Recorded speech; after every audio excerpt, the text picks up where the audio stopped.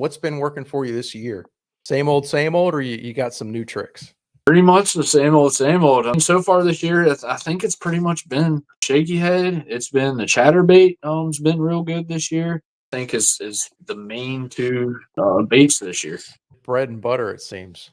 It is, You've man. I caught a mean, the lot of shaky fish head doing that. just catches fish just about everywhere. I mean, I can fish it so many different ways and so many different places that I don't know what it is about that. I mean, people are always like, "Man, I can't catch anything on a shaky head." I don't know what it is I do different. It's just I fish it a lot and I just try to put it in those places where I think the fish are, and it seems to work a lot of the times.